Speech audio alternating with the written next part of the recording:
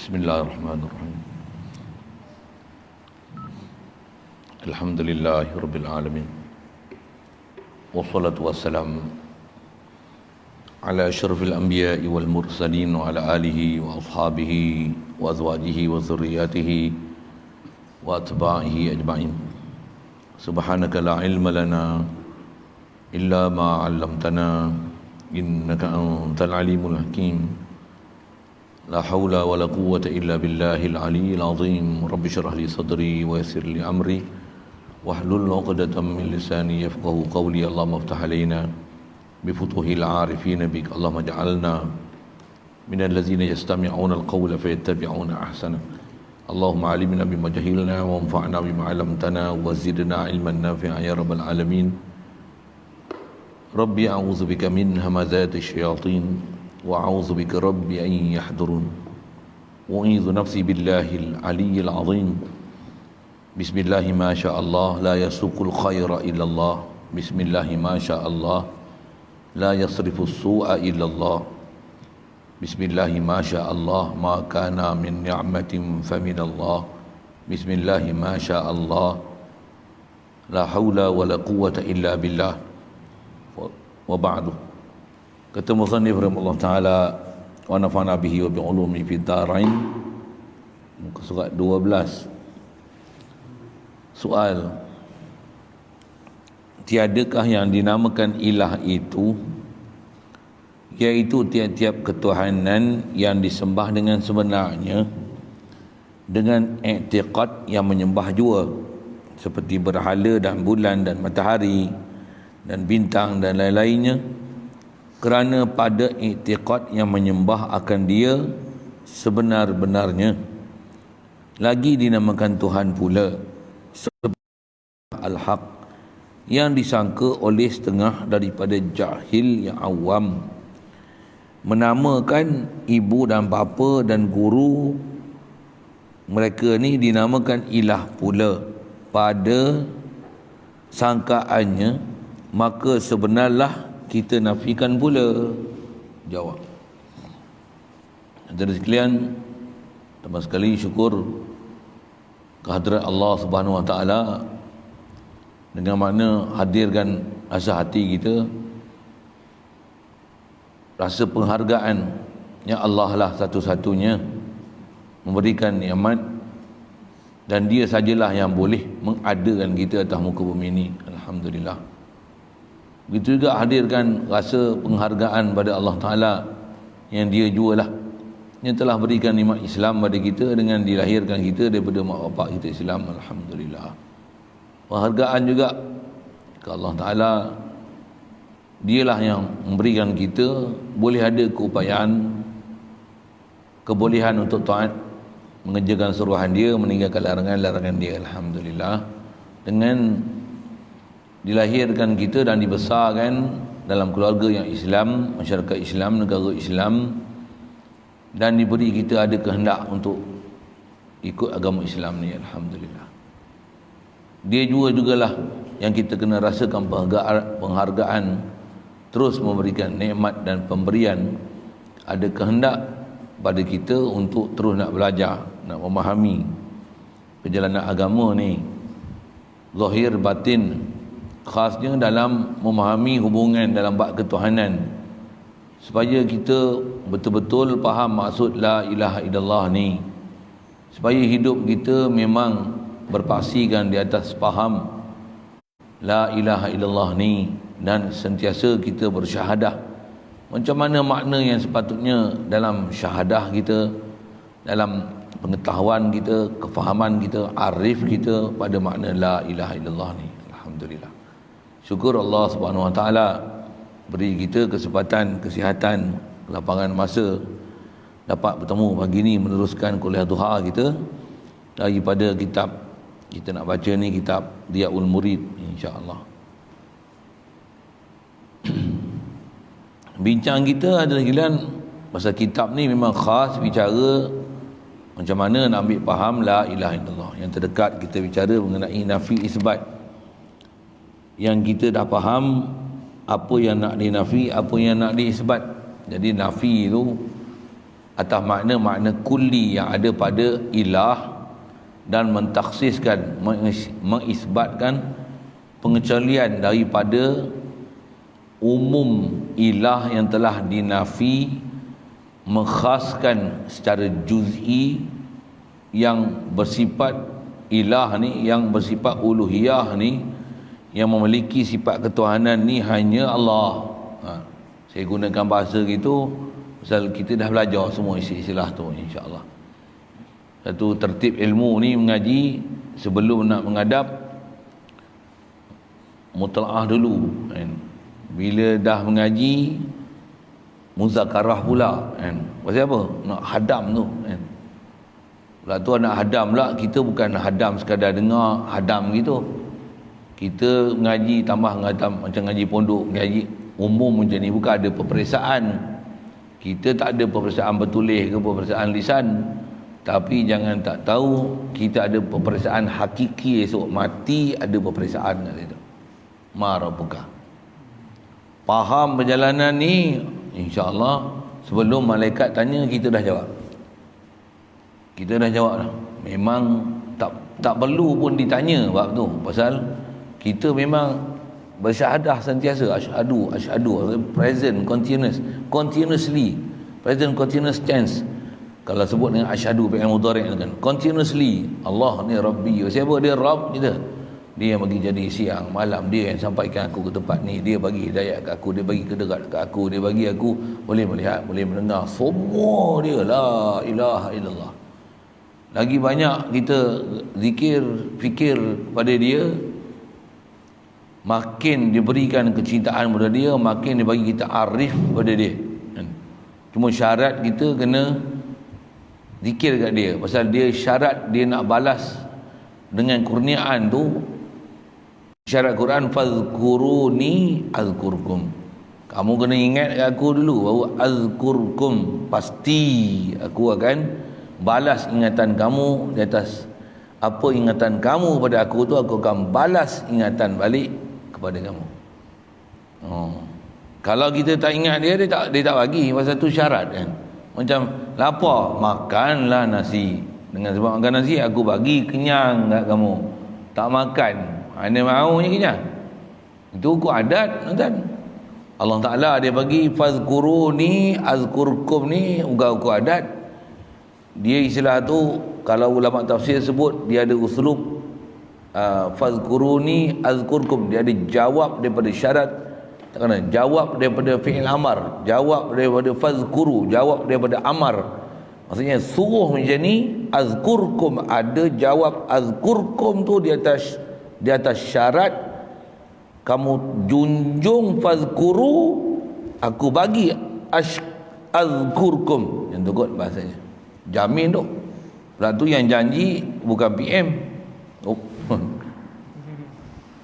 Bukan MLM, bukan apa-apa tu lah, yang bukan apa syarikat takaful ke apa, bukan. Yang janji ni Allah Taala, dia la yukhliful mi'ad. Cuma kita selalunya dihururkan daripada rasa yakin di atas janji Allah Taala ni. Mudahan Allah Taala mudahkan kedudukan kita, pelajaran kita, hati sanubari kita, maksud hidup kita, supaya betul perjalanan ni. Jadi asal nak cerita, kita ni memang duk bicara la ilaha illallah. Dengan kita dah belajar nafi isbat dulu, kita kalau ikut sebuah tertib ilmu ni, muzakarah, lepas tu mutalaah, nak mengaji ni siap dah. Memang apa dah disebut tu memang dalam kepala kita dah. Bahkan kalau ikut tertib ilmu ni, saya ngaji pasal arwah Fatih lu, dia memang ajar begitu. Memang dia ajar sebelum kita nak baca ni, kita mutalaah siap dah nak baca tu dulu. Hak dah mengaji tu pun kena ingat semua dah. Satu kita baca sagi ni, yang kita dah baca tu faham tak faham. Sagi dengar Tok Guru dengar Tok Guru dia cerita tu sama tak macam kita baca, faham tadi? Tak sama lah, maksudnya kita tak ada keupayaan baca kitab lagi. Pasal tak sama. Tapi kalau kita baca tu, macam mana kita faham tu, dengan Tok Guru syarah tu, sebiji faham. Istilahnya ain. Apa nak sebut tepat tepat betul, mutabaqah, mutabik. Macam mana kita baca, kita faham, sama dengan Tok Guru syarah. Cuma jangan tak tahu, bila Tok Guru dia syarah, akan ada input yang lebih daripada apa yang kita dah baca. Oh, yang tu yang kita waktu seronok ngaji tuan-tuan, lebih seronok lagi jadi daripada jadi raja. Ni ayat batin saya ulang apa benda pula belajar dulu kan. Kita kadang tak biasa dengar rangsangan itu, kita kot tak ada semangat nak belajar. Dia kata apa? Ngaji ni boleh faham, lagi seronok daripada jadi raja. Kasar sikit lah kan. Bukan nak pelekir raja-raja apa tak, tapi nak kata lagi seronok jadi raja. Jadi raja apa dapat? Dia hanya boleh makan, minum, pangkat, kebesaran orang mulia, itu je. Ilmu ni bila faham ni, orang lain tak faham, kita faham. Sedap dia, lazat dia, dia tak macam orang, tak macam makan nasi. Dia tak macam dapat pangkat, dia tak macam dapat duit, dia tak macam apa sajalah nikmat-nikmat dunia ni. Dapat nikmat ilmu, khasnya ilmu pula ilmu akidah, dapat faham ke Allah Ta'ala ni, tak ada dah nikmat lagi besar dalam dunia ni melainkan dapat nikmat istilahnya idrak ke Allah Ta'ala. Istilahnya apa? Capai ke Allah Ta'ala, faham ke Allah Ta'ala, istilahnya istilahnya arif ke Allah Ta'ala tu.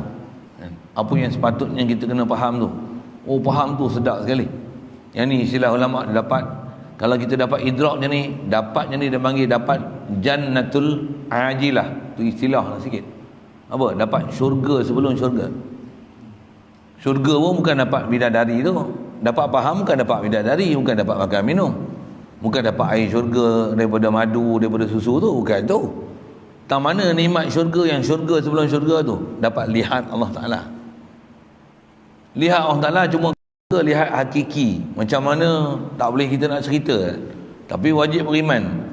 Kat dunia ni, istilah kita lihat Allah Ta'ala pula bukan lihat dengan mata, tapi lihat dengan rasa, lihat dengan kenal, lihat dengan faham tu. Istilah ulama kita sebut lihat dengan mata hati. Cuma mata hati tu dia bukan mata hati bodoh-bodoh faham gitu kan. Disiplin ilmu dia ni lah. Kulli, juz'i, istidrak, tu bazat, sifat, af'al, asar. Nak faham satu supaya sebut dia Allah ni wajilat qulubuhum. Sebut dia Allah ni wala zikrullahi akbar. Sebut dia Allah ni tatma'innul qulub. Pasal apa tu? Pasal kita faham, dapat rasa apa sepatutnya kita rasa. Yang tu tak ada nikmat boleh mengatasi nikmat ilmu ni. Khasnya ilmu bab ketuhanan, idrak ketuhan. Itu kan maksudnya. Cuma idrak tu atau disiplin belajar ilmu tauhid lah, bukan idrak tu terbayang Allah Ta'ala. Tu bukan idrak, tu kufur. Itu istilahnya ada tamsil, ada tashbih pada Allah Ta'ala. Subhanallah, subhanallah, tu tajsim. Boleh faham ke Allah Ta'ala, idrak tu rasa hebat ke dia dengan laisa kamitsli syai'. Faham maksud laisa kamitsli syai' tu, faham tauhid ke Allah Ta'ala tu macam mana tu. Baik. Jadi di atas pelajaran kita dah belajar nafi isbat tu ada juz'i kulli apa? Kulli juz'i tu dia dah datangkan soalan begini. Soalan ni pun ada kita bicara sikit sebanyak dulu dengan istilah hak dan batil. Pasal ada ilah, nama ilah hak, ilah batil, ilah hak, ilah yang atas definisi istilahnya yang mustaghni an kulli ma siwahu wa muftaqirun ilaihi kullu ma adahu, yang dia tak hajat pada satu, semua makhluk mesti berhajat pada dia. Inilah definisi ilah hak kan? Tuhan yang sebenar, yang dia tak hajat pada satu, makhluk semua mesti berhajat pada dia. Itu ilah sebenar. Kalau ilah batil ni, dia adalah Tuhan yang manusia anggap sebagai Tuhan. Pada anggapan mereka itu adalah Tuhan, tapi sebenarnya pada Tuhan, pada sangkaan dan tanggapan mereka itulah Tuhan. Yang tu dipanggil ilah batil kan? Lepas ni tutup saya alah dengan sejuk kan? Dengan sejuk ni saya kalah. Panas tak apa, kau mikir lah pula tak tahan panas kan. Nak kalau tala ke mikir tak apa, jangan tala saya ni biar panas tak apa. Panas lagi panas. Ada orang suka sejuk, saya sejuk lah, panas sangat pun melepor lagi tak boleh juga ya. Tapi tala itu saya tak boleh. Itu tala kat mereka tak boleh. Ni tala betul-betul kat saya, memang tak tahan. Walaupun bukan aircon, walaupun angin saja. Apa tu cerita ni? Baik. Soal. Jadi persoalan dia nak bercara situlah sikit. Mengenai nafi sebab tu masih situ. Mengenai apa masalah ni, tak dia kata. Tiadakah yang dinamakan ilah itu, iaitu tiap-tiap ketuhanan yang disembah dengan sebenarnya dengan i'tiqad yang menyembah jua. Jadi persoalan tu dia nak timbulkan mengenai isu kita pernah belajar lepas, mengenai isu nafi itulah. Pasal kita nafi tu, nafi ilah hak yang memang dia menepati definisi ilah tu siapa. Bukan kita nafikan ilah tu patung berhala tokong yang disangka oleh manusia yang tu sebagai Tuhan. Kita duk nafi ni adalah ilah yang memang dia ilah, walaupun umum makna ilah tu banyak, tapi sebenarnya ilah ni adalah yang sebenarnya ada satu aja. Lafaz dia menunjukkan makna banyak. Ilah ni kita nafi ni ilah yang takdiri kan. Ilah tu yang kita nafi, bukan ilah yang disangka ilah oleh orang kafir. Jadi persoalan dia nak timbul ni, bukankah macam ni? Jadi persoalan ni sebenarnya kita pernah bincang, cuba khas dia nak sebut. Bukankah yang dinamakan ilah tu tiap-tiap ketuhanan yang disembah dengan sebenarnya dengan i'tiqad yang menyembah jua. Bukan iktibar sebenarnya siapa ilah sebenar, tapi ilah tu mengikut siapa yang i'tiqad. Bukan macam tu ke yang kita nafi? Contoh macam mana? Seperti berhala, bulan, matahari, bintang dan lain-lainnya. Bukan macam tu ke kata dia? Pasal apa? Kerana pada i'tiqad yang menyembah akan dia, kerana pandang pada sudut, pada pandangan orang yang duk menyembah, mereka memang menyangka itulah ilah. Ilah bukan ilah tu yang pada sangkaan orang yang duk menyembah apa yang mereka memang yakin itu adalah sembahan. Bukan yang tu ke dinafi, ataupun yang nak dinafi ni hanya ilah hak saja. Baca tak habis gitu. Jadi kata dia, orang yang menyembah ni menyangka itulah Tuhan yang sebenarnya. Lagi pula dinamakan Tuhan pula. Maksudnya pula ni bahasa lama, kalau bahasa kita lah ni dinamakan Tuhan juga. Yang tu pun pakai Tuhan juga. Seperti kata dia ilah al-haq, seperti mana ilah yang sebenar. Jadi ilah batil ni bukan ilah sebenar, tapi pandang pada sudut sangkaan orang yang menyembah, pada mereka yang tu adalah Tuhan sebenar. Bukan yang tu pun dinafi ke? Dia kata yang disangka oleh setengah daripada orang jahil yang awam. Orang tak mengaji memang umumnya, kita pun tuan-tuan kalau tak belajar betul-betul berguru, kita akan nafi. Kita bukan nafi ilah al-haq yang takdiri tu, tapi kita akan menafi patung tokong tu. Umum orang mengaji faham la ilaha illallah, orang awam ni inilah faham dia. Bahkan saya ngaji ada guru sebut macam ni, bukan saja orang awam, ustaz pun faham macam ni. Dengar tu, kalau ustaz pun faham macam ni, bukan ustaz lah tu. Pasal dia sebut yang faham macam ni orang awam. Jadi kalau duk faham la ilaha illallah, tokong, batu, patung, berhala, bulan, bintang, apa yang disembah selain Allah Ta'ala ni semua bukan Tuhan, melainkan Allah saja Tuhan.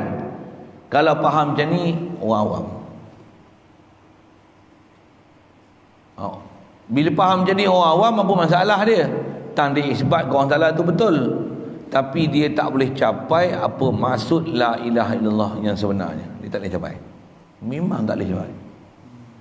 Dia tak boleh faham apa sebenarnya yang dia nak capai dalam la ilaha illallah ni.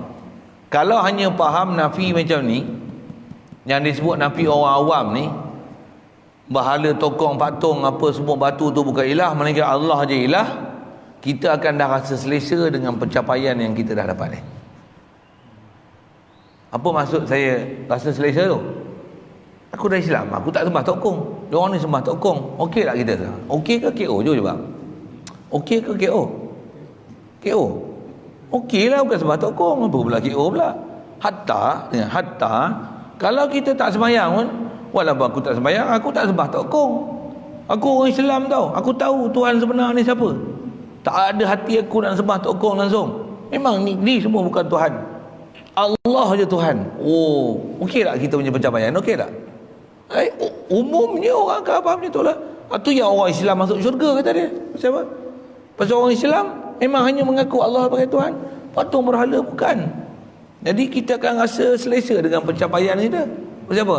Mujurlah kita beranak jadi orang Islam. Walaupun tak sembahyang pun, ada juga peluang masuk syurga. Yang tu yang membantutkan kefahaman la ilaha illallah kita. Sedangkan yang diajar oleh Nabi Rasul, diajar oleh ulama-ulama dan tutup guru, macam mana kita dah belajar juga ke depan nanti akan sambung ada pembelajaran dia. Apa dia? Bukan macam tu. Nafi la ilaha illallah, nafi isbat tu bukan macam tu.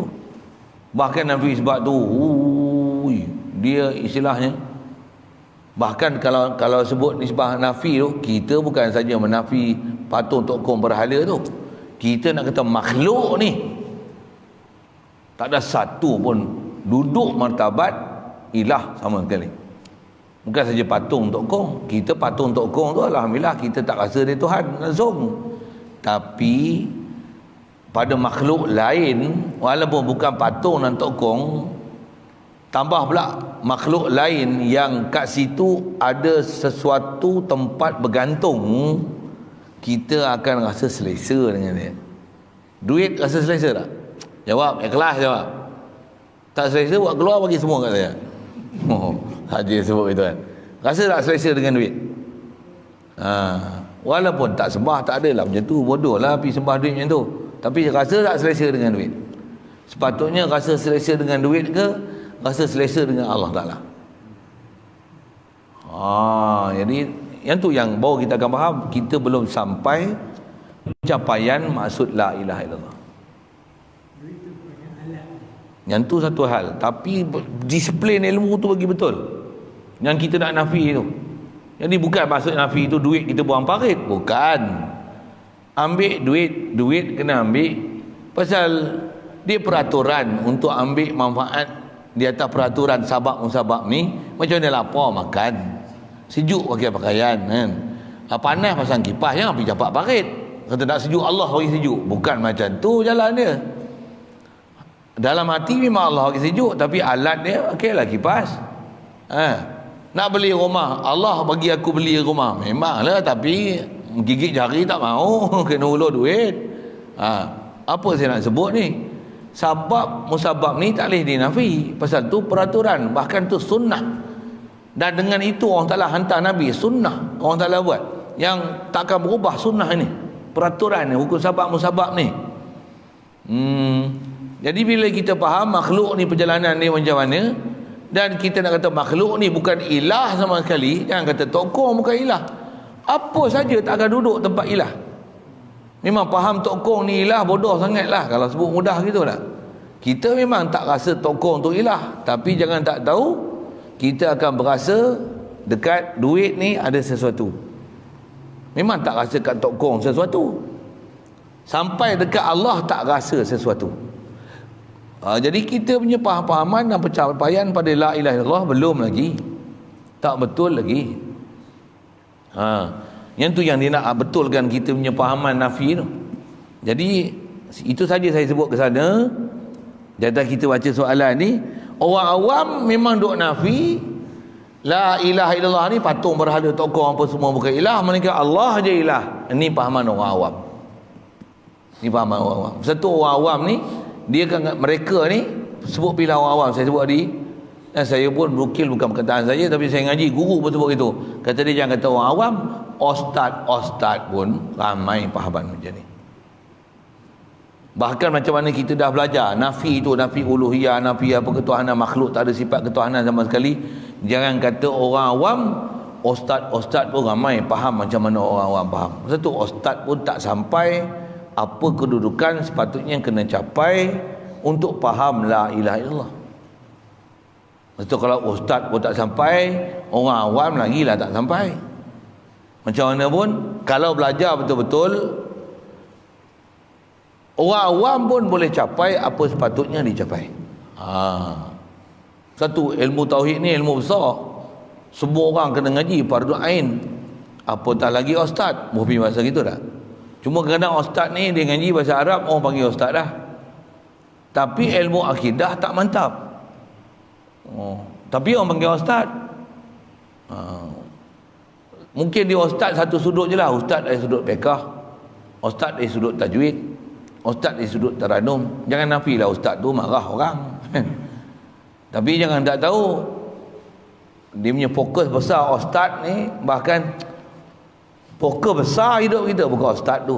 Fokus besar tu arif dengan Allah Ta'ala. Fokus besar tu walaupun orang awam kenal Allah Ta'ala. Faham mana la ilaha illallah ni dengan maksud yang sebenarnya. Itu yang dia nak kata. Orang awam dia faham tongkong patung berhala ni bukan ilah, melainkan Allah saja ilah. Ni kata dia kebanyakan yang disangka oleh orang awam. Jadi sikit saya nak sebut gini lah. Kalau ustaz pun faham macam ni, maksudnya ustaz pun orang awam. Jadi macam mana nak keluar orang awam je faham ni? Dengarlah elok-elok. Yang tu dia akan bagi jawapan nanti. Dan kita akan refresh balik apa pelajaran kita dah belajar. Ni sebab belajar kita belajar dah kan.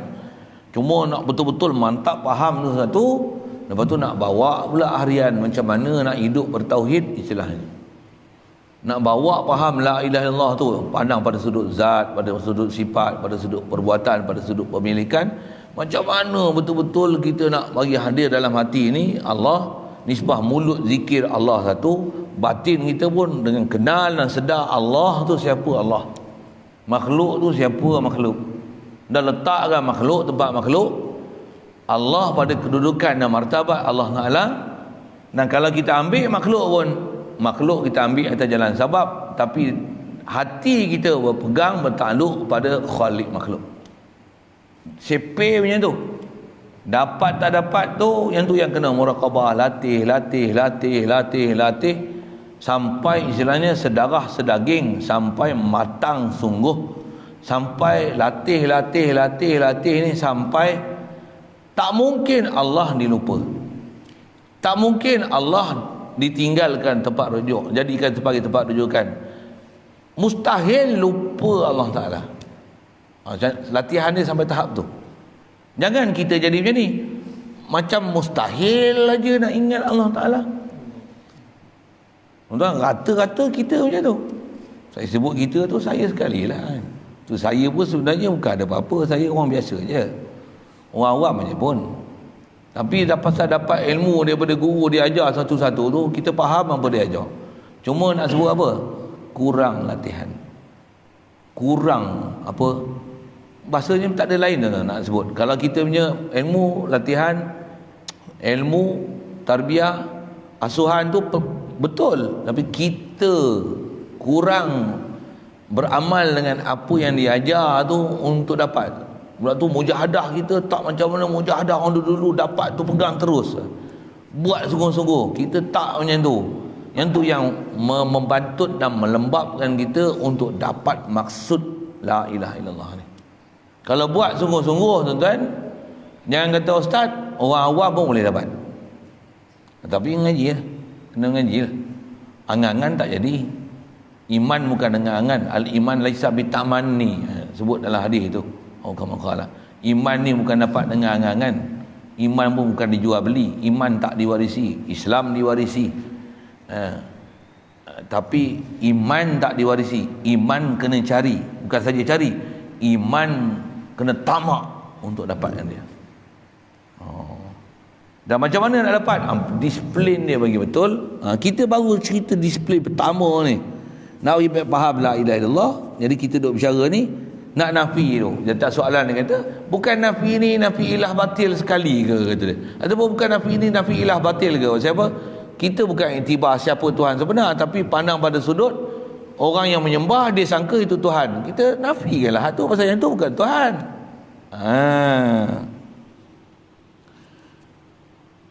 Yang kata dia orang awam ni menamakan ibu, ada sampai tahap sampai ibu dan bapa dan guru pun dinamakan ilah pula. Ada golongan yang sampai macam tu.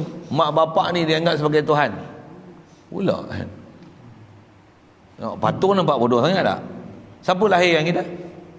Mak ayah kita. Jadi siapa yang layak untuk disembah? Patung ke mak bapak? Ya Allah. Kalau pandang pada sudut tu, tentulah layak disembah siapa?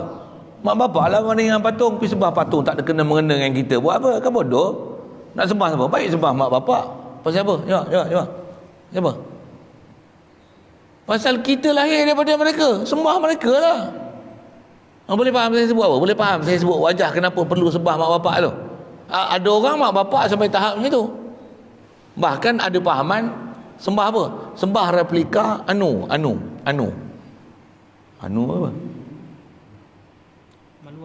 Kemaluan. Buat kemaluan pergi sembah siapa? Kita nak lahir mesti melalui alat tu. Baik alat kemaluan bapa atau alat kemaluan mak. Lukis sembah pasal apa? Kita datang daripada tu. Nak dapat benih daripada ni, nak keluar kita melalui alat ni. Jadi sembah tu pula. Dengar saya sebut, daripada sembah tokong baik sembah tu. Boleh faham saya cakap apa? Saya bukan nak mengiyakan pahaman tu ya. Dengar saya tampar lagi, silap dengar lagi. Dan memang ada pahamannya dia. Ada tuan, bukan sikit. Ada. Yang sembah tokong ni memang kita tak heran lah. Tapi ada pahaman macam ni. Sebenarnya dia lagi advance daripada pahaman sembah tokong. Sebab tokong ni itulah, mak muka itu padan lah. Saya sebut apalah. Itu yang sembah tokong. Sembah mak bapak. Lagi apa? Ada yang sembah guru. Guru ni macam sembahan pula. Cuba sembah tu tak adalah pergi. Macam tu kan. Pada dia guru lah segala-galanya. Sampai duduk martabat Tuhan. Saya ngaji guru ajar macam ni, dengar.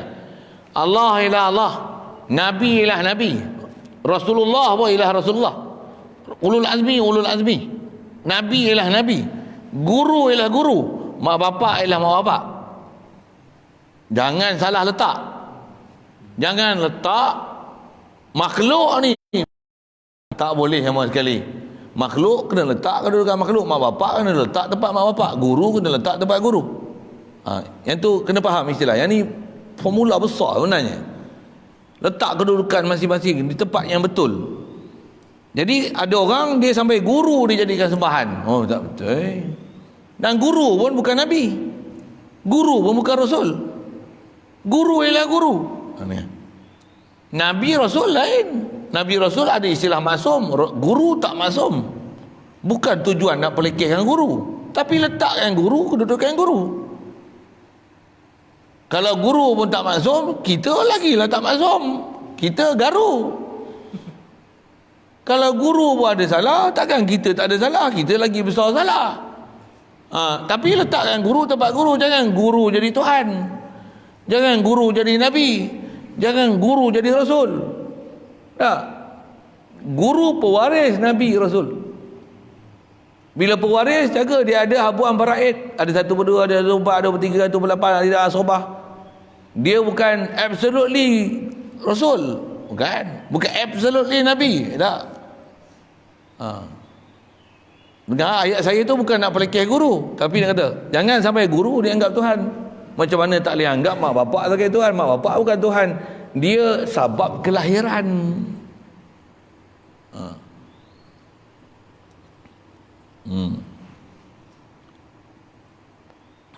Ada orang bila guru ni dia sipu habis lah kan. Sipu tu macam Tuhan lah. Tak. Satu, kita dengan guru ada batas dengan guru. Dari sudut had mana yang boleh. Hatta kita dengan Rasul pun ada had mana yang boleh. Bukan tujuan saya nak sebut ni nak pelekeh, bukan, tapi nak sebut ni disiplin ilmu di situ. Tapi semestinya kalau kita kenal guru kita siapa, kita mesti orang yang kita hormat. Guru lah lebih pada mak bapak. Macam mana pun mak bapak tak boleh nak ketepikan. Bahkan saya mengaji dengan guru ni, dengan dia satu hal dia ajar kita, macam mana kita dengan dia. Masa yang sama ditanya, kalau bapak kita sakit, kalau kita misalnya bersalam dengan dia, bagi tahu mak sakit, nak balik ziarah Ustaz. Kata dia, kena balik pasal mak sakit tu. Mak kita tu tambah pun lelaki, kata dia, dengan mak ni sampai mati, ada hubungan dengan mak. Balik tengok dia molek-molek, khidmat sebaik-baiknya dengan mak ni. Sebelum dia suruh buat sesuatu, pastikan sebelum dia suruh mu dah buat dah apa sepatutnya yang dia rasa nak suruh, mu buat dah. Dia pesan macam tu. Guru yang betul-betul dia faham apa sepatutnya kita punya tindakan dengan mak bapak kita. Dan kita dengan dia sebagai guru, dia ajar apa kita punya tindakan dengan guru. Dalam masa yang sama, dia pun bukan mengharapkan khidmat kita murid kepada guru, tak. Hatta barang kita pun kalau dia nak tolong angkat, dia tak. Rasulullah macam tu kan. Sahabat dengan Rasulullah gila punya korban dengan Nabi. Sampai barang Rasulullah ni, kalau boleh biar Rasulullah ni lenggang kangkung, tak payah bawa apa. Berebut sahabat nak ambil barang-barang yang Rasulullah bawa. Bila ada orang nak rebut barang kat tangan Rasulullah ni nak bawa, kata Rasulullah apa? La. Kata dia, sahibul mata ahaku an yahmilah. Atau kama qala. Tuan barang lagi layak untuk bawa barang ni. Terima kasih. Terima kasih. Saya boleh bawa ni. Terima kasih. Bahasa kita terima kasih ya tak? Jazakallah. Sahibul mata ahaku an yahmilahu. Tuan barang lagi berhak untuk bawa. Nampak? Oh, sahabat gila punya khidmat untuk Rasulullah. Rasulullah macam mana? Barang aku bawa. Minta maaf lah, korang khidmat ni terima kasih, tapi aku lagi layak untuk bawa barang. Dia tak pernah mengharapkan daripada makhluk sedikit pun. Walaupun makhluk tu macam tu akidah dia. Bahkan Allah Ta'ala perintahkan untuk bagi tahu dekat para sahabat, in kuntum tuhibbunallah fattabi'uni. Kalau kau nak jadi kasih ke Allah Ta'ala, ikut aku. Memang dia orang ikut total punya Rasulullah, tapi macam ni Rasulullah sifat dengan para sahabat. Dia tak ada, kau nak khidmat, kau kenal aku siapa rupanya ya. Bukan macam ni guru. Guru bukan macam ni. Guru bukan macam ni. Macam mana pun kalau guru bukan macam ni, takkan kita alah guru tu kita nak ambil barang pun ditandanya. Jangan buat bodoh pula. No. Satu ulama kita karang kitab begitu banyak tertib murid macam mana, tertib guru macam mana. Satu guru dan letak tempat guru. Jangan guru pergi letak tempat Tuhan. Jangan tempat Tuhan. Kita ni mak guru, mak bapak guru tak duduk tempat Tuhan. Tapi yang jadi duduk tempat Tuhan, dia beralih. Masa kita tak kena kerja, tempat bergantung kita kat mana? Mak lah, pasal tak berdikari lagi. Bila dah berdikari macam mana? Tak hajat lah kat mak bapak kita. Apa? Aku boleh berdikari. Jadi duk rasa berhajat kat siapa sekarang? Berhajat pada apa? Aku boleh selesaikan masalah aku. Orang tu bila aku pula faham pula, aku pun dengan macam ni seorang diri, aku dah boleh kerja apa-apa. Orang tu bila kerja apa pasal? Nak duit. Dia beralih pula tak kat aku dah. Apa dia? Aku perlu kepada duit. Pula bila duit macam mana? Aku perlu pada majikan. Pula kalau tak ada majikan pun kita berniaga sendiri, aku perlu pada pelanggan. Pula nampak. Tempat bergantungan kita akan bertukar. Tuhan dari sudut sembah tak ada, tapi Tuhan dari sudut pergantungan tu ada. Bertukar pergantungan. Bila dah pencen, dia tak bergantung kat kerja dah. Masa badan kuat bergantung kat kerja. Bila dah tak kerja macam mana? Pencen ada, EPF banyak. Pun tenang je. Pasal apa tenang? Pasal apa tenang? Backup belakang kuat. EPF ada. Bukan sikit-sikit. 3.4 juta. KWSP. Bersara pun Jusabi. Saya pun kerti beberapa bulan ni nak pandai sebut. Dulu tak pandai sebut. DG apa tu? Apa paling tinggi? 40, 52 kan? 52 betul? 54. Sorry, tu tak pandai main bubuh yang ke. Ada pangkat-pangkat tu lah kan. Ni Jusa kan? Bukan Jusasi, Jusabi. Ada Jusa A. Jusa A lah. Atas ada Jusa? Habis lah. Tun Tantin habis. Habis lah. Jusa A tu habis lah. Turus pula. Jadi pasal apa selesa? Dah bersara pasal apa? Pencen pun makan tak habis. EPF pula lagi. Kerja pula tu daripada umur 25 sampai 55. Bayang tengok EPF dia ada berapa. Mula-mula pun bukan 21, bukan 19, bukan 17. Mula-mula pun dah 42. Kalau contoh lagi contoh macam mana? Kalau mula 42, umur 25, ni 55, agak-agak berapa pinjen? Berapa EPF dia? Betul tak faham saya sebut apa? Nak gentar apa? La khaufun alaihim wa lahum yahzanun. Tapi tak khauf tu pasal apa? Tempat bergantung apa? Duit. Memang tak pernah sembah duit, tapi pergantungan besar duit. Seronok, tak ada susah, tak ada risau. Pasal apa? Duit. Kena PKP 4 tahun pun pasal apa? Duit. Tambah pula duit tu dah di-convert, tukar pada emas. Ketulan emas ni 99.9. Berapa kilo? 40 kilo ada. Beli dulu murah je. Sekilo pun berapa je? 1 gram dulu beli kata dia baru RM45. Sekarang 1 gram 200. Itu kalau beli RM45 1 gram. Kalau 1 gram dulu dia beli RM15. Berapa ketui emas yang dia beli? Sekarang berapa lah harga emas yang ada kat dia? Macam lega tak? Oi la khaufun alaihim walahum yahzanun tatma'innul qulub. Bukan zikrillah tatma'innul qulub. Zikri emas, zikri duit, zikri pencen. Baru kita faham, kalau gitu memang kita tak sembah tokong, tapi tempat pergantungan kita makhluk. Macam mana pun bukanlah buang duit dalam parit, bukan. Letakkan duit tempat duit. Jangan duit letak tempat Tuhan. Yang tu yang perlu jelas perjalanan tu. Sagi mengaji-ngaji tauhid, habis dia tinggal kerja.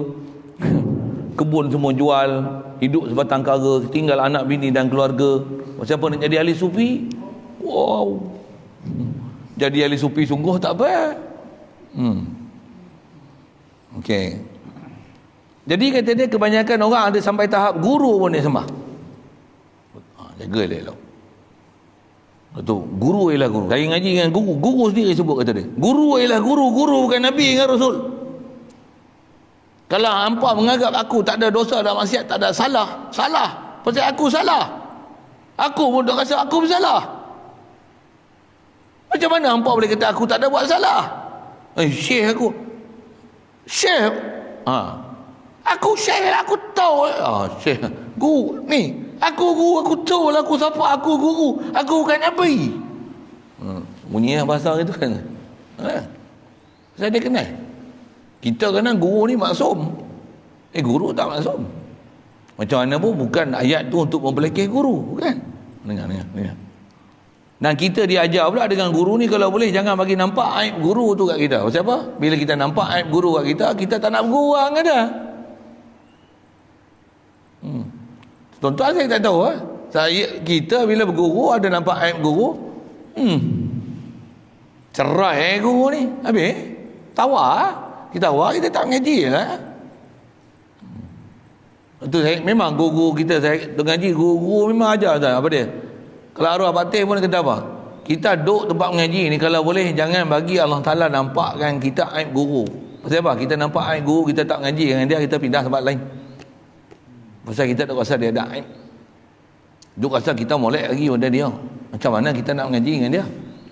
Kita nak mengaji dengan dia, kita rasa kita tak molek, dia molek pada kita. Baru kita nak mengaji dengan dia.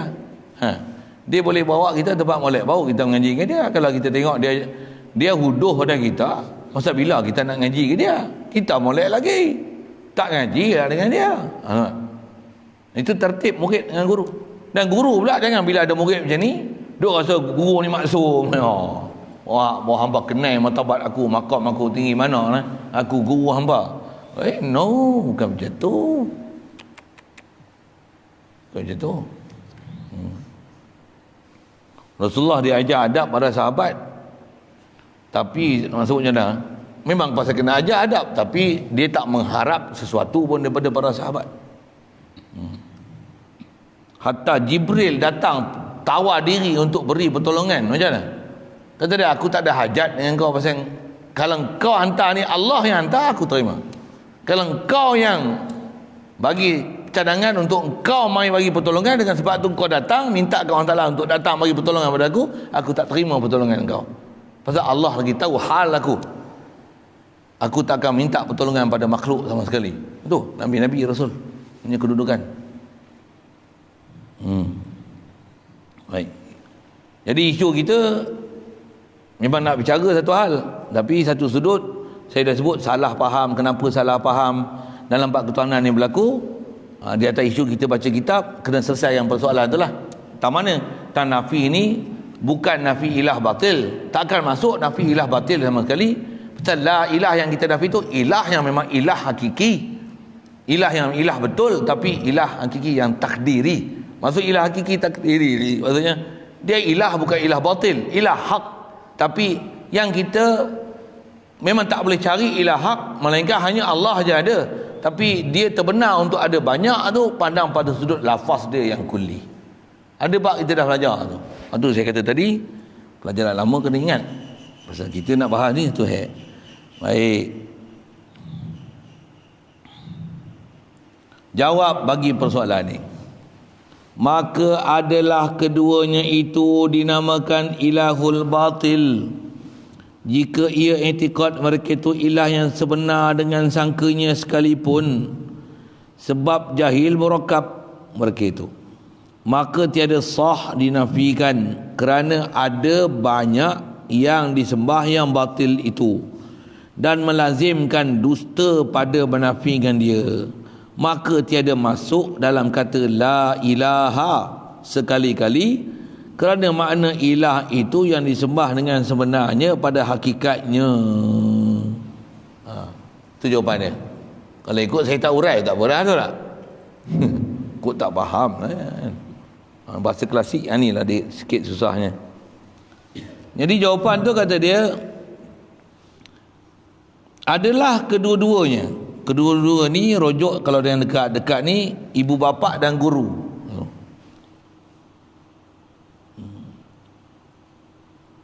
Ibu bapa dan guru yang disembah ni, yang dianggap Tuhan oleh sebahagian daripada orang, sebahagian daripada makhluk ni, yang ni dinamakan ilah al-batil. Ya. Ataupun boleh juga kedua-dua ni siapa? Dekat sekali kedua-dua ni ibu bapa dan guru. Ni satu. Itu yang satu lagi mana yang dikata dua ni? Berhala tu. Berhala, bulan, matahari, bintang dan lain-lainnya. Yang tu satu. Tu dua. Bahasa lain mudah kedua-dua tu apa? Selain Allah Ta'ala lah. Tapi pasal contoh-contoh dia bagi tu, tadi yang disebut satu hal, bintang, matahari, bulan, yang terdekat disebut mak bapak dan guru. Dua-dua ni adalah ilah batil namanya. Jika ia i'tikad mereka itu kebanyakan manusia atau orang awam ilah yang sebenar dengan sangkaan sekalipun, walaupun pada sangka orang yang menyembah, mereka menyangka apa yang mereka sembah tu adalah Tuhan yang sebenar-benar Tuhan. Dan memang sebenarnya orang yang salah faham ke dalam bab ketuhanan ni, mereka menyembah selain pada Allah Ta'ala dengan i'tikad yang jazam. Hindu lah kalau kata sembah tokong, dia sembah betul-betul ke main-main? Kalau yang memang istilahnya dia yakin itu adalah ilah hak, patung untuk pada dia lagi mulia daripada diri dia. Bahkan patung ni kalau apa jatuh ke apa, naruh kandang balik,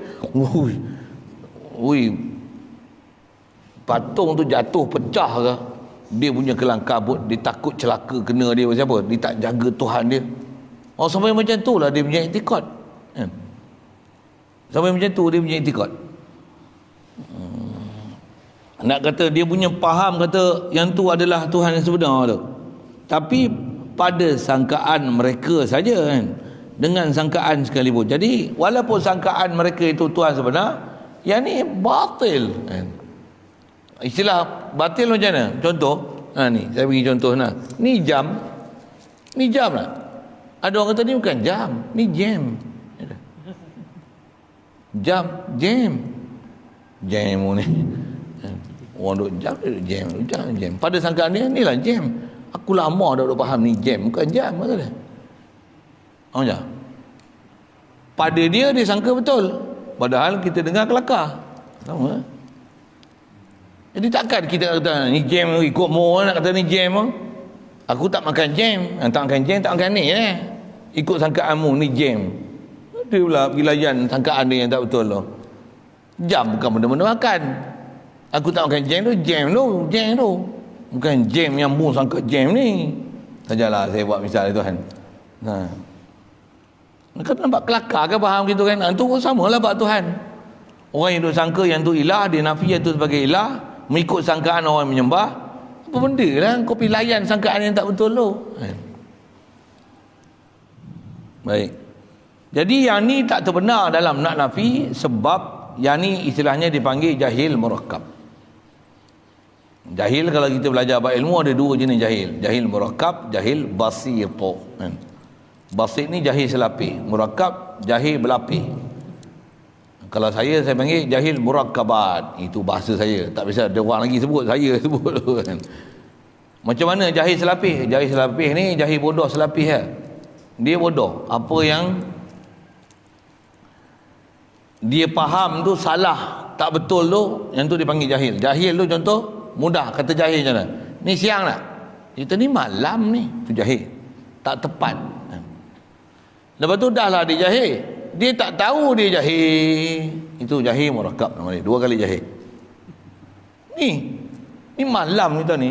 Malam gelap gelemak sungguh. Bodoh. Lepas tu, mana? Dia kata, oh tak betul ni. Tak betul apa? Aku cakap betul ni. Dia gelap gelemak lah ni. Jadi dia punya penyataan tu salah dan dia tak menyedari kesalahan dia. Tu jahil murakkab. Dia duk sembah selain pada Allah Ta'ala tu anggap sebagai ilah hak. Satu bodoh. Dan dia tak tahu dia bodoh, sangkaan dia ilah hak tu sebenarnya batil murakkab. Dua. Jadi jahil murakkab nama dia. Janganlah jadi jahil murakkab. Jahil sekali pun dah teruk dah kan. Tambah jahil murakkab. Jadi di atas huraian tu kata dia maka tiada sah lah nak nafikan ilah batil ni dalam la ilaha illallah tu. Pasal apa? Okey, yang ni alasan kenapa tak sah la ilah tu. Untuk dia nafi tu, nafikan patung berhala tokoh apa yang disembah selain pada Allah Taala. Tak sah untuk menafikan yang tu sebagai ilah. Pasal yang tu bukan ilah. Tak kena langsung dengan takrif. Yang tu ilah pada sangkaan orang yang menyembah jua, dia bukan ilah pada realiti. Alasan dia kata tak boleh nak nafi yang tu dalam la ilah ni pasal apa?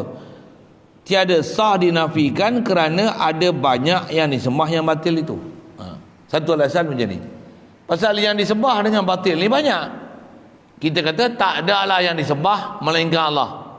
Mana pula tak ada yang disembah melainkan Allah? Ada tak yang sembah selain pada Allah Ta'ala? Ada ke tak ada? Ada sembah siapa? Patung ada, berhala ada, matahari ada, bulan ada, Nabi pun ada. Private parts of human beings pun dah dianggap sebagai Tuhan. Tentu pun ada. Private parts. Faham ke ni? Kemaluan lah, anu tu kan. Private parts. Yang tu pun dianggap sebagai Tuhan. Macam mana? Ada pahaman macam tu. Ada tak? Ke seorang je orang faham macam tu?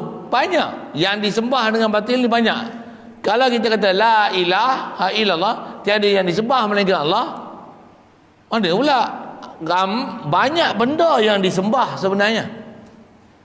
Sembahan yang dijadikan sembah ni banyak sebenarnya, bukan Allah saja. Jadi dia kata tak ada disembah melainkan Allah.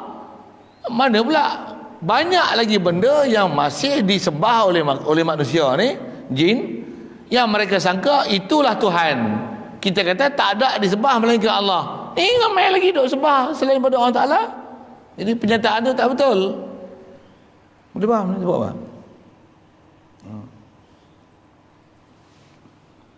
Sedangkan tu yang dia kata yang menyembah selain pada Allah Ta'ala ni banyak kan? Dan kalau banyak, kalau itu melazimkan dusta yang menafikan dia. Orang kata tiada yang disembah melainkan Allah, sedangkan selain pada Allah Ta'ala ni masih banyak lagi yang dijadikan sembahan. Jadi ayat kita tak betul. Istilah ayat kita tu tak menepati waqi', tak menepati realiti. Pasal masih banyak yang disembah selain pada Allah Ta'ala. Boleh? Wajah dia kata kenapa tak sah tu. Melazimkan dusta, menafikan dia, maka tiada masuk dalam kata. Jadi itu je alasan dia bagilah, kan? Jadi di atas faham kata tak sah pasal ramai lagi yang duk sembah selain pada Allah Ta'ala, satu. Dan ilah yang dinafi itu bukan patung bahala, pasal dia tak masuk mana ilah sekali-kali.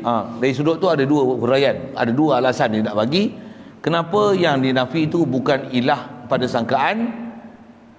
Pertama, pasal makna tu tak betul, ilah dikendaki mesti ilah ma'bud bil haq. Yang kedua, pasal yang disembah selain pada Allah Ta'ala ni bukan tak ada, masih banyak. Jadi penyataan tu tak betul. Jadi maka tiada masuklah dalam kata la ilah sekali-kali. Jadi la ilah tu jangan masukkan tokoh dan berhala dalam tu sekali-kali. Pasal itu ilah batil pada sangkaan. Dia adalah ilah hak pada sangkaan saja. Padahal realitinya dia batil, dia salah sangka. Jadi tak masuklah dalam kata la ilah sekali-kali. Kerana kata dia la ilah. Apa makna ilah? Ilah ini yang disembah dengan sebenar pada hakikatnya. Pasal la ilah tu mesti ilah tu al-ma'budu bihaq. Tu asal kita belajar dalam bab lughah itu. Mestilah la ilah ni yang disembah dengan sebenar. Jadi berhala, tokoh apa, patung, matahari, bulan, dia bukan ma'bud bil haq, dia ma'budun fi haqqil abid, pada diri orang yang menyembah jua, bukan pada realiti, kan? Jadi tak layak dinafi. Jadi atas bahasa dialah ilah ni Tuhan yang disembah dengan sebenarnya pada hakikat. Baik. Apa makna istilahi juga kita dah belajar, iaitu Tuhan sembah yang sebenar ni apa dia? Yang kaya ia daripada tiap-tiap barang, yang daripada tiap-tiap sesuatu. Ada sesuatu tu sepatutnya. Yang kaya ia daripada tiap-tiap sesuatu, barang yang dia barang yang terus ya. Patutnya al-mustaghni an kulli ma siwahu. Dia yang kaya daripada tiap-tiap sesuatu, koma, lepas tu barulah barang yang berkehendak kepadanya oleh tiap-tiap barang yang lain. Putih tu, full stop. Bahasa klasik macam ni lah, dia susah sikit. Jadi dua kriteria besar dia sebut ilah hak ni. Kalau makna istilahi apa dia? Kalau Arabnya istighna'u an kalimah siwahu muhtakirun ilahi kullu ma'adahu. Mesti nak nama ilah ni, Tuhan ni mesti dia tak hajat pada sesuatu, semua makhluk mesti berhajat pada Tuhan, barulah dia jadi Tuhan. Barang tu sesuatu. Kalau baca gitu, tengok sekali lagi kita baca. Iaitu yang kaya ia daripada tiap-tiap barang. Lepas tu patutnya koma, tapi tulisan lama ni barang yang tu dia satu sambung, kan? Sepatutnya macam ni. Tuhan ni siapa? Yang kaya ia daripada tiap-tiap barang. Itu koma pula tu yang berkehendak kepadanya tiap-tiap barang yang lain. Itu barang-barang tu. Kalau makna gitu okey, tak payah takdir apa-apa, tak payah tambah apa-apa dah. Baca gitu lagi baik. Pasal kita dah baca kitab ni daripada repair perkataan musannif, cari jalan untuk pakai juga ayat dia. Lebih baik supaya tak bersangka buruk nanti pada pengarang. Apa tulis tak betul ni? Jangan buat gitu. Dah kita mengaji kitab untuk guru kita ajar, jangan komplain pengarang sama sekali. Pasal apa? Itu buruk adab kita dengan pengarang. Apa kaedah dia? Bila baca tak faham kata macam ni, bukan pengarang tu tak betul, aku yang bodoh tak reti cara baca. Gitu. Ataupun kata boleh jadi pengarang ni betul, orang tukang tulis cetak ni ada tinggal ni. Jangan kata kat pengarang ni tok guru lama yang nak apa ke dia. Walaupun dia bukan maksum, kan, tapi kaedah apa? Jaga adab dengan guru, dengan orang ulama-ulama, untuk guru. Itu kaedah kita baca kitab. Zaman sekarang orang baca kitab tak ada adab kan. Habis semua Imam Ghazali semua dia pelakar. Ni pubuh hadis dhaif dalam kitab Ihya Ulumuddin. Hadis maudhu' pun ada dalam kitab Ulumuddin. Imam Ghazali taklah ditolak dan tak boleh pakai. Masyarakat kita dah lama ikut Imam Ghazali. Dok pakai kitab apa? Minhajul Abidin lah apa untuk dijadikan pegangan. Ngaji tasawuf konon. Dikonon-konon kan ikut Imam Ghazali. Jaga amalan ni banyak amalan tu. Kaedah kita macam mana? Pada kita doa, tentang pada dia orang tu sahih, kita yang bodoh, kita tak faham, kita kata doa. Dia mungkin doa pada kita pasal kita punya kajian doa tu pun bukan kita kaji, tu pun pakai orang lain punya, pakai Albani, Albana. Apa-apa adik-adik tu lah kan, contohlah kan. Padahal Albani tu kerja bukan ahli hadis. Mentelaah sendiri dalam kutub kanan, dalam maktabah, dalam perpustakaan. Dia tak ngaji tak berguru. Kalau jadi guru tak jadi itu. Orang jadi guru lain kan. Orang ngaji guru dengan orang ngaji baca buku lain. Tuan tengok lah elok tak tahu je dekat saya kan. Orang ngaji guru dengan orang ngaji dengan baca buku lain. Lain sangat, jauh bumi dan langit. Orang baca buku jadi kasih Ahmad. Kasar tu, marah orang. Orang baca buku jadi macam Kasih Ahmad. Kasar tu, lagi kata dia. Kalau gitu kamu nak kata kami ni macam Kasih Ahmad lah. Cik, marah dia orang. Dia lebih faham lebih. Awak sebut gitu je kan. Udah tak usah naikkan kemarahan orang. Tak guna pun kita kelahi dengan dia tu. Dia baca tu betul. Tuhan ni mesti dua kriteria besar dia, yang kaya daripada tiap-tiap barang. Tu. Pisahkan dia. Itu koma maksudnya. Yang berkehendak kepadanya, kepada ilah ni, tiap-tiap barang yang lain. Barang lain apa? Makhluk lah. Bila sebut makhluk mesti berhajat kat Tuhan. Mestilah. Pasal apa? Makhluk mana boleh berdiri sendiri. Makhluk mesti berdiri dengan zat Tuhan. Istilah berdiri dengan zat Tuhan, makhluk hanya akan ada dengan Tuhan bagi jadi kita. Umum Tuhan tu mesti Allah lah bagi jadi kita, baru kita ada. Makhluk tak boleh qaim bi nafsi. Allah qaim bi nafsi. Huwal hayyul qayyum. Dialah qayyum kan? Maksudnya dia tak hajat. Apa dia? Ghani an kulli ma siwahu.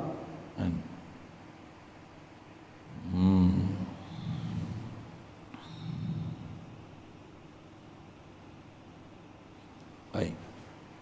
Jadi kata dia atas faham la ilaha ilah ni, inilah makna dia, inilah yang dinafikan. Inilah yang dinafi. Jadi la ilah tu apa? La mustaghni an kulli ma siwahu wa muftaqiran ilaihi kullu ma adahu. Yang itulah dinafi. Kalau bahasa pendek dia la ilaha. Apa ilah tu? Kullu la ma'buda bihaqqin illallah. Jadi nafi ilah tu al ma'bud bihaqqin. Tuhan yang disembah dengan sebenarnya, bukan patung tokong batu berhala tu. Satu ulama kita dulu dia dah terjemah betul dah kan. La ilah tu dia terjemah apa? Tiada Tuhan yang disembah dengan sebenarnya. Dia dah tu.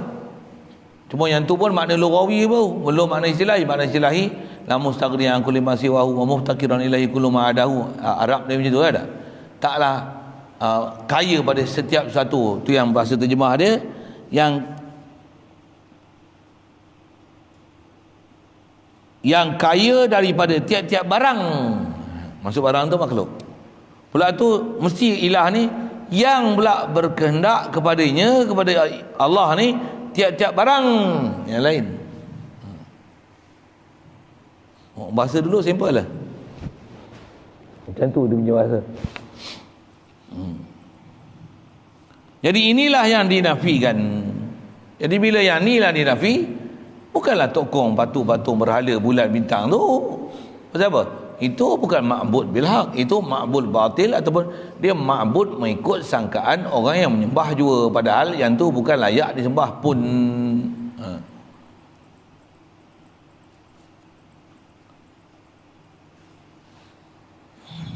Inilah yang dinafi pada katanya la ilah. Dan la ilah yang kita nafi ni yang lain daripada Allah Ta'ala. Itu yang istilahnya kita pernah jumpa itu. La ilah, nafi ilah ni, ilah mana? Ilah yang takdiri. Illallah, Allah tu ilah yang hakiki. Nanti kita akan jumpa dalam bab istilah dipanggil istisna ni oleh kerana ilah dengan Allah ni, atas kita bicara kulli juz'i itu di am ni khas satu. Tapi bila ilah ni dia akan berarti ilah yang takdiri, Allah ni ilah hakiki. Maka Allah ni, lafaz Allah ni lain daripada jenis ilah. Pasal ilah ni walaupun atau ilah tu makrifahkan dia jadi Allah, lepas tu jadi Allah. Walaupun pandang pada sudut lughah macam tu, tapi Allah ni lain daripada ilah. Pasal Allah ilah hakiki, ilah ni ilah takdiri. Maka istisna ni dipanggil istisna munqati', pasal mustasna lain daripada jenis mustasna minhu. Di pun depan InsyaAllah. Agak tak faham, tak belajar lagi tempat tu, tangguh sangat situ. Yang tu kita akan jumpa nanti.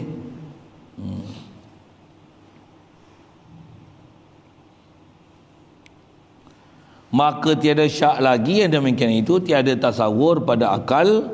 Jadi nak mengertikan nafi berhala tokong apa tu, iaitu tak ada tasawur, maksudnya tak ada gambaran sama sekali. Dan akal pun tak tasawur ke situ, nakal pun tak ada. Yang ada maujud yang selain daripada Allah Ta'ala. Maksud ilah yang hakiki ada hanya Allah. Jadi ilah tu, ilah yang dinafi, ilah yang takdiri juga. Ilah Allah itulah hakiki. Jadi ilah yang dinafi bukan Allah, tapi bukan ilah batil. Dia adalah ilah yang sebenar, tapi ilah sebenar yang takdiri.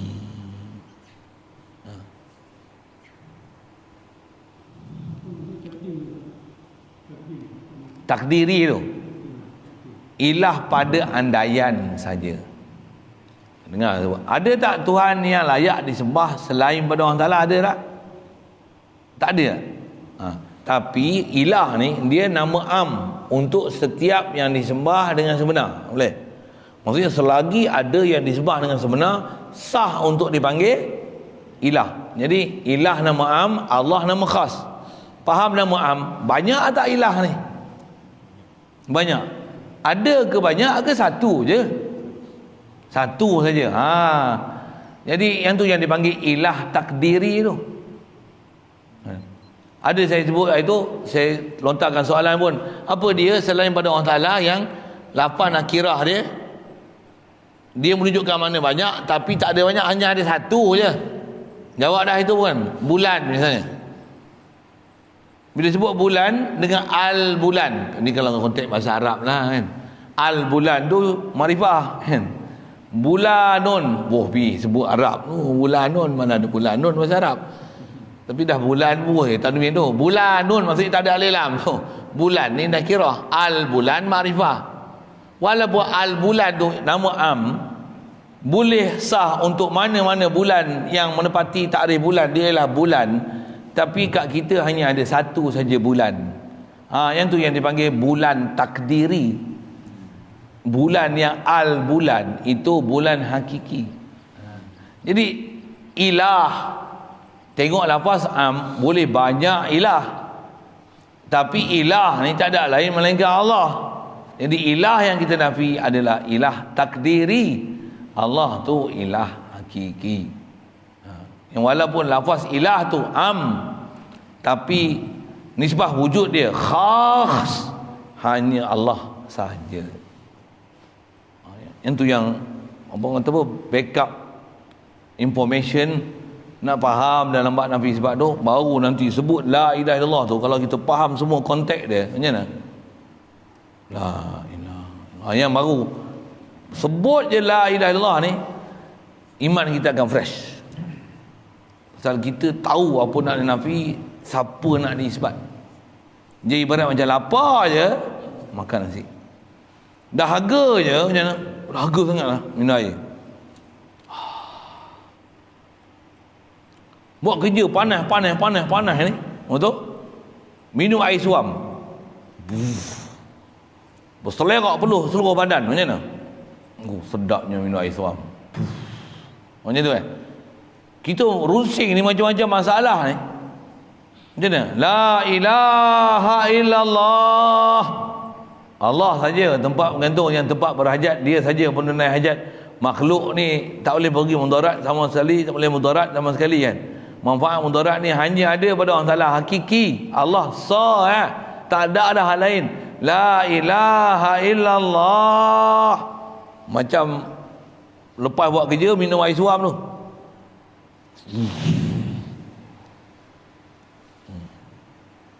Macam kita tak jumpa makanan 5 hari, minum air je. Macam mana? Lembek je ni. Dapat makan nasi tu. Makan buat kurma pula contoh kan. Minum madu pula. Minum je nak saya kaya kan.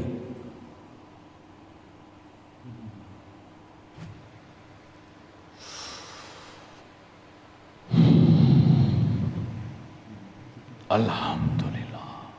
Saja saya kaya lah kan. Kedak lembek je ni, lembek je.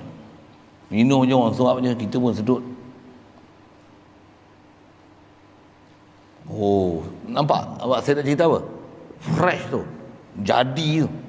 Kita tengah lembek ni, Allah banyaknya masalah aku. La ilaha illallah. Allah meriliya kafi. Allah isinah fami. Hasbi Allah. Allah cukup untuk aku. La ilaha illallah. Terus fresh kan? Pasal apa? Faham kita siapa Allah? Makhluk. Panggillah polis 1 juta pun, kalau tak boleh tolong kita, tak boleh tolong. Manusia makhluk satu dunia pun tolong kita. Kalau Allah Ta'ala kata tak boleh tolong, tak boleh tolong. Ni yang boleh tolong hakiki siapa? Sebab buatlah, tapi bukan pegang dengan sebab, pegang dengan musabibul asbab. Kalau faham akidah tu, la ilaha illallah, sebut Allah ni daripada lembek tu. Letih pula apa? La ilaha illallah. Bangun. Itu yang orang faham la ilaha illallah ni memang sebut tu dia fresh tu. Itu yang Allah Ta'ala bagi karamah yang luar biasa pada dia. Badan lembek pun, tak makan apa pun, tapi bila iman dia fresh, lembek ni, cedera parah ni, macam mana? Dia pegang pedang, kita pegang 2 tangan pun tak boleh hayun. Dia pegang sebelah tangan. Pegang. Boleh kata apa? Iman ada.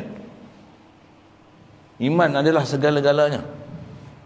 Iman adalah sebab untuk menarik rahmat daripada Allah Ta'ala. Tak ada jalan lain. Bila Allah dah bagi rahmat yang kita, macam mana? Walaupun kita kerdil, satu dunia takut yang kita.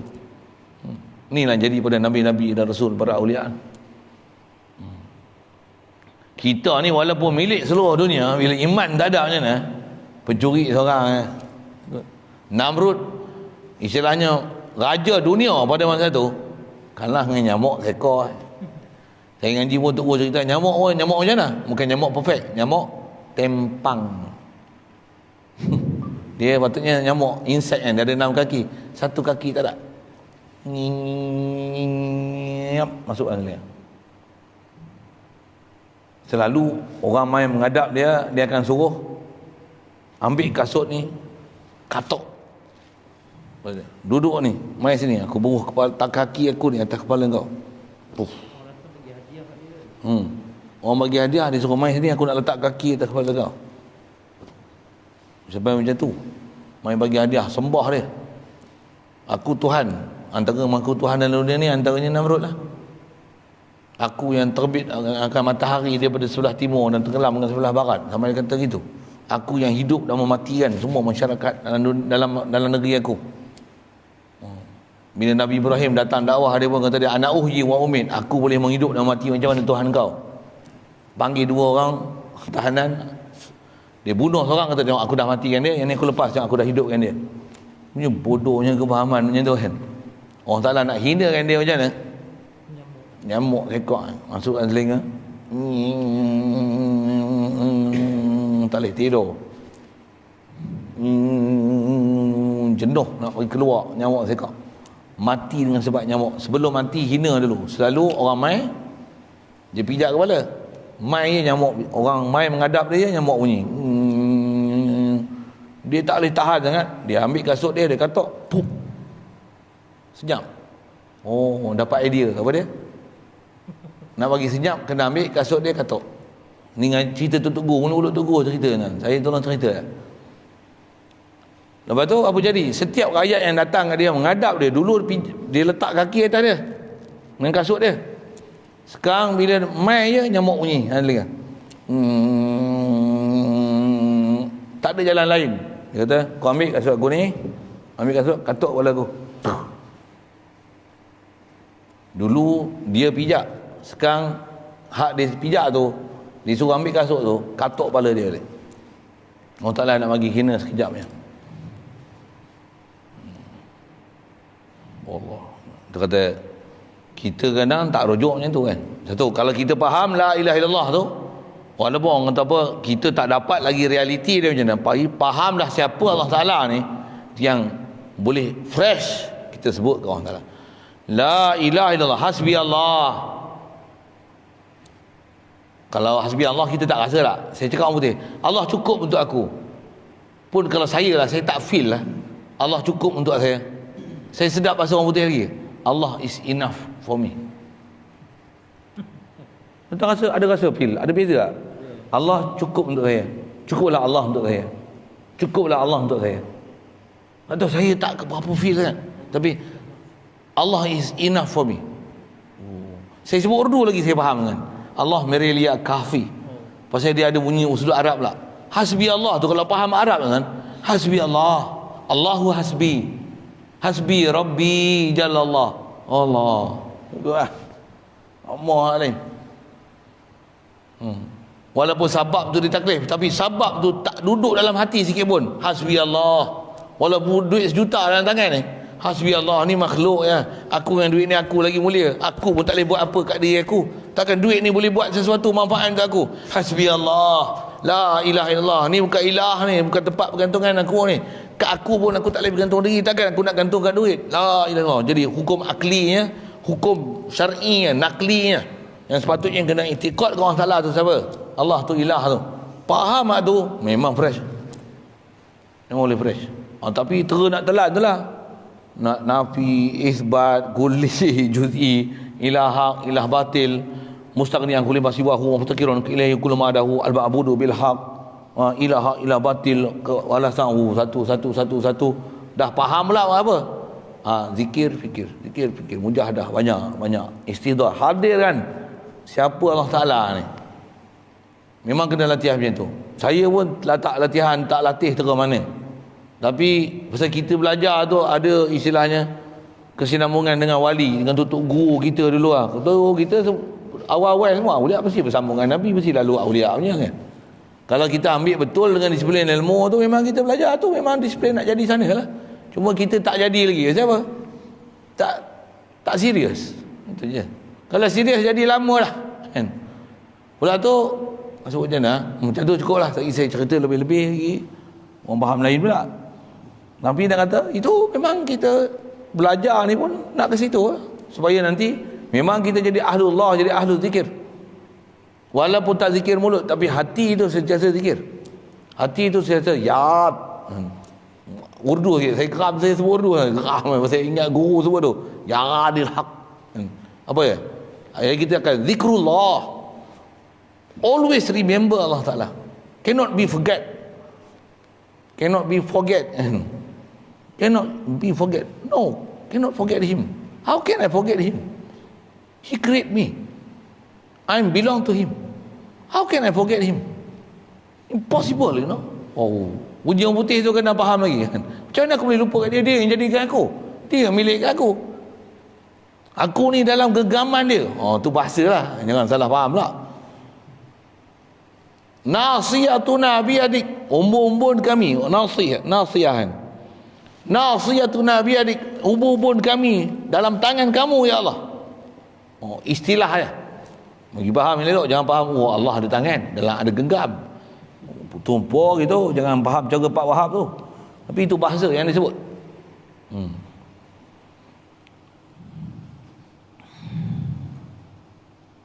Baik. Jadi kata dia tak ada tasawur pada akal dan nakal yang ada mawjud selain daripada Allah Ta'ala. Melainkan Allah la ilah. Satu tak layak untuk nafi. Sebut la ilah itu berhala dan tokoh, tak kena sama sekali. Mesti nafi itu al-ma'bud bil haq sahaja. Dan al-ma'bud bil haq sahaja. Ma'bud hak tak masuk sama sekali dalam tu. Tu pun al-ma'bud bil haq yang takdiri, yang Allah bukan termasuk dalam senarai itu. Pasal Allah bukan ilah ma'bud yang bilhaq, yang takdiri. Allah adalah al-ma'bud bilhaqi al-haqiqi. InsyaAllah sambung kita. Tetapi sebab dinafikan yang tiada ada maujud pada hakikatnya kerana menerima banyak dan menerima berbilang pada iktibar umum lafaz itu jua. Kita perhabis ayat tu lah. Kalau itu tak boleh berhenti situ. Jadi kata dia, sebab dinafikan, jadi kita la ilah yang kita nafi tu, mana ada ilah melainkan Allah. Jadi nafi juga pasal apa? Yang dinafikan yang tiada ada maujud pada hakikatnya, mana ada ilah lain melainkan Allah. Pasal apa nafi? Kerana menerima banyak dan menerima berbilang pada iktibar umum lafaz.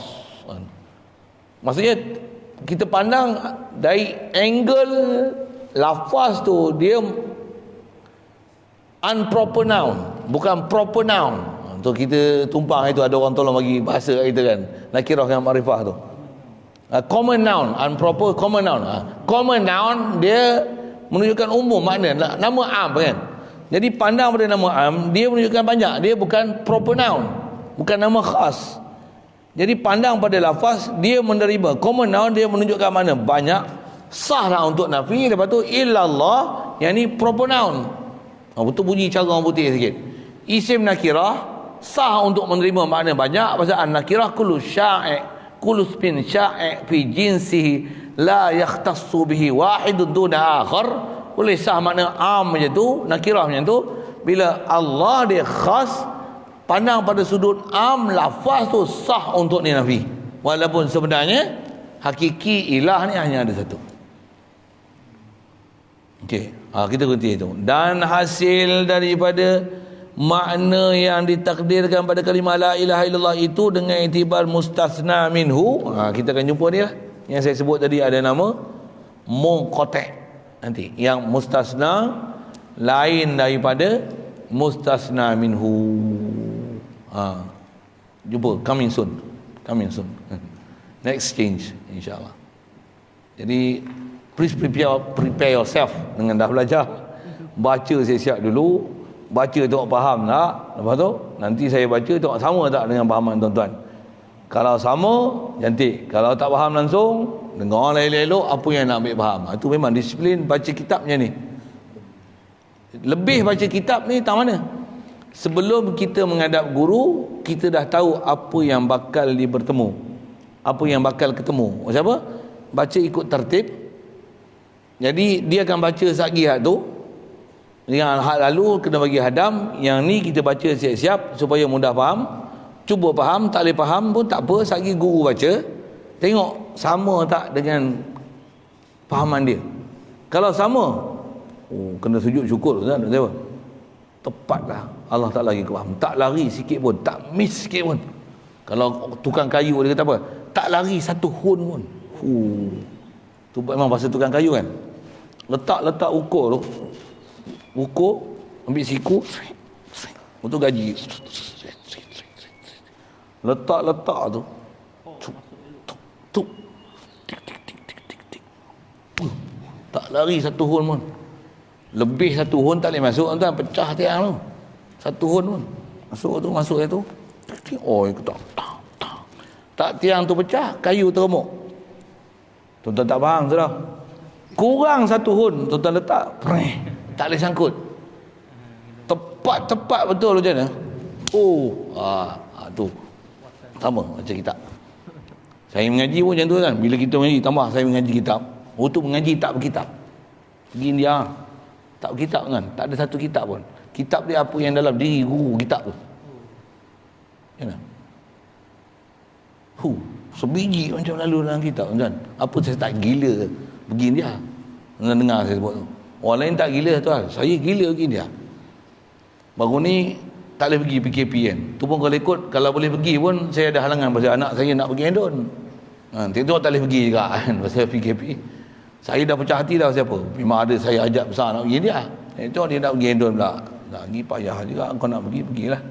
Bila dia dah pergi, rumah saya tak ada siapa yang diharapkan, anak-anak sekolah ni. Susah pula. Saya kena tangguh pula India. Habis-habis tangguh semua. Mujur kata. PKP punya pasal. Nak cerita apa? Saya gila pergi India tu siapa? Apa saya ngaji dalam kitab tu dengan apa saya dengar yang tak ada kitab tu macam mana? Tally betul. Satu saya kempen tuan-tuan, jom pergi, mari dengar. Siapa? Tepat. Tak ada lari sikit pun dengar saya sebut. Tak lari walaupun satu hun. Orang tu. Tepat betul-betul. Lepas tu tuan-tuan tak jelas, tanya saya. Tanya saya kot tuan-tuan segan kan. Tanya saya. Saya lalu dengan berkitab. Pergi sana tak berkitab.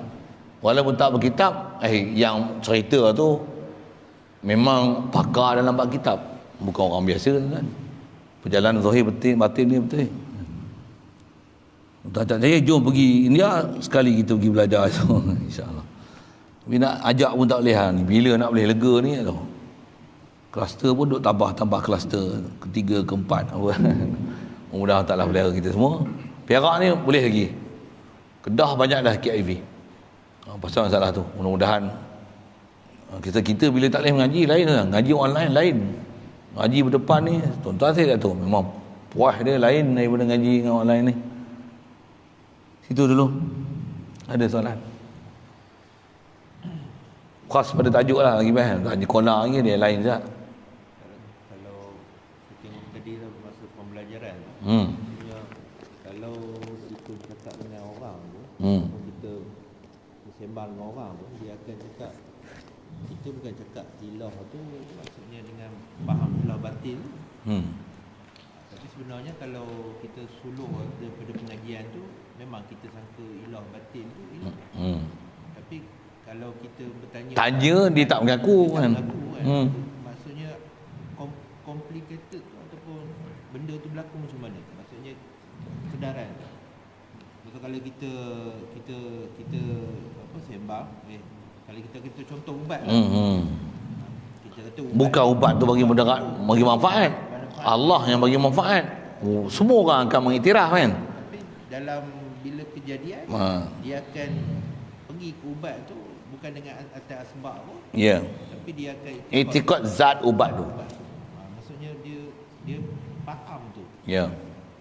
Sebab kita tengok pun kalau kita nak cerita dengan orang pun kita cakap ini tak kita tahu. Ya. Bagus soalan tu, best sangat. Memang macam tu. Kat kita kalau kita perasan memang banyak macam tu. Kalau sembang kita akan rasa macam kita dah lepas tahap tu. Kita tak ada masalah dalam bab iktikad. Kalau contoh ubat tu memang terbaik, mudah lah, sebagai mudah, contoh mudah kan. Memang betul, makanlah ubat. Ubat tak bagi mudarat manfaat. Aku tahu lama dah. Allah yang bagi sembuh, bukan ubat. Makan ni sabab aja. Cakap betul. Tapi kalau tak bercakap, dalam hati ni tak ada, dengar Allah Ta'ala kosong langsung. Memang dalam hati ni ubat lah. Nak tunjukkan apa? Ilmu yang kita dah faham tu, dia belum masuk dalam, baru duduk di mulut, baru istilahnya waham. Dia baru waham. Dia belum yakin. Belum di sini. Kalau di sini pegang ubat pun dah sedar lah ubat ni apa, aku apa. Bahkan jangan kata pegang ubat, dah sedar aku ni apa. Dah sedar siap dah awal-awal lagi. Yang ni kena tanya, kena uji, kena sebut. Kalau kita sebut pula dia macam menyampah lah. Ingat aku tak tahu ke? Ingat tak ada Tuhan ke? Aku kenal lama dah Allah Ta'ala. Ni Allah yang bagi mudarat manfaat. Bukan ubat ni sabab je, makhluk je pun. Wow. Dengar, information dah bagus. Tapi nak sebut macam mana, nak sebut kasar, jangan takabur lah. Duk berasa kita dah lepas halangan tu, hurdle tu. Duk rasa macam hati ni dah betul-betul lah dengan Allah Ta'ala. Tak, yang tu pun sebenarnya gurur juga dalam kita berasa tauhid ke Allah Ta'ala tu. Kita hanya baru, kalau sebut ilmu, tahap ilmu tu pun saya ngaji, guru kata apa, tu pun bukan ilmu, baru waham. Pasal tak panggil ilmu melainkan mesti mutabik lil haq. Dan mutabik tu bukan saja dengan information mutabik bil haq. Information tu mutabik sampai fikiran menerima perkara tu masuk dalam hati. Dan memang kita faham ta'alluq Allah, penyembuh tu Allah, hukum akli. Ubat adalah hukum adi. Tu disiplin ilmu dia. Kau tak boleh faham macam tu, dengan setiap benda yang kita duk lalu, belum mendapat tauhid lagi. Belum lagi sebenarnya. Banyak lagi kena mengaji, banyak kena latihan, perlu pencerahan yang bermacam-macam lagi untuk ada ta'aluk hati dengan Tuhan. Jadi kalau kata complicated dia apa kat mana situ? Baru faham ilmu tu. Ilmu tu kita hanya dengar itu saja, lepas tu macam tulis di air, permukaan air, lepas tu dia hilang. Dia bukan macam pahat di batu, itulah di hati aku. Tak pernah ubah sejak mula-mula dengar. Kita tidak itu rasanya. Tuan-tuan tak apalah wali-wali. Jadi tapi soalan tu bagus, sedap bab tu. Maksudnya kena sedar kita lah bab tu. Sebab tengok dalam masyarakat ni, bukanlah kita kata orang lah, kita lah. Sebab akidah ni, sebab tauhid ni dia tak ambil berat lah. Sebab sangkaan tu mungkin macam tadi lah, maksudnya Dah selesai dah. selesai. Yang kita perlu fokus mungkin dalam bab Peka, kuahkan bab pemerintahan, pemerintahan, bab politik apa kan. tapi dalam bab tauhid ni memang tak ada Sedaran. tak ada Memang rasa, betul. tak ada rasa macam keperluan tu dia lebih utama. Keutamaan tu tak ada dalam pembelajaran tauhid. Ayat tu memang betul lah, saya setuju sangat. Satu, kalau kita kata ke orang kot tak sedap hati tak, kita sendiri boleh suluh diri kita. Saya tak kata tuan-tuan, saya sebut tu atas kondisi saya sendiri pun. Saya sebut ni, saya dah mengaji pondok dah. Tok guru besar saya selalu duduk sebut, Arwah Patih, Tuan Guru Haji Ghazali. Itu tok guru besar yang memang saya memondok duduk tempat demo lah kan. Tok guru lain, Haji Cik apa lah, saya jumpa ada kerap bertanya soalan apa, wali Bukit Tebaga tu, Pak Cumit tu pun, orang panggil Pak Cumit Posa. Saya posa hari-hari kan. Yang tu pun antara orang yang pernah saya muamalah, jumpa apa, tanya soalan muzakarah apa dengan dia. Apa saya nak sebut ni, saya dah mengaji teratur pun saya boleh rasa kita tak berapa peduli buat tauhid tu, sedangkan tauhid tu makan minum 24 jam. Sedangkan kita hanya masa pengajian aja, lepas tu tak tahu nak macam mana nak applykan tauhid tu, melainkan jumpa guru betul ni, masya-Allah, baru dia titik beratkan tauhid tu, macam mana nak jadi ahli tauhid. Alhamdulillah kita dapat jumpa guru macam tu, mujur sangatlah kita ni. Allah. Bismillahirrahmanirrahim. Allahumma nawwir qulubana min nur hidayatika kama nawwartal arda min nur syamsika abadan abada. Bi rahmatika ya arhamar rahimin warzuqna fahman nabiyyin wa hifzal mursalin wa ilhamal malaikatil muqarrabin wa sallim tasliman ala jamil anbiya'i wal mursalin. Alhamdulillah.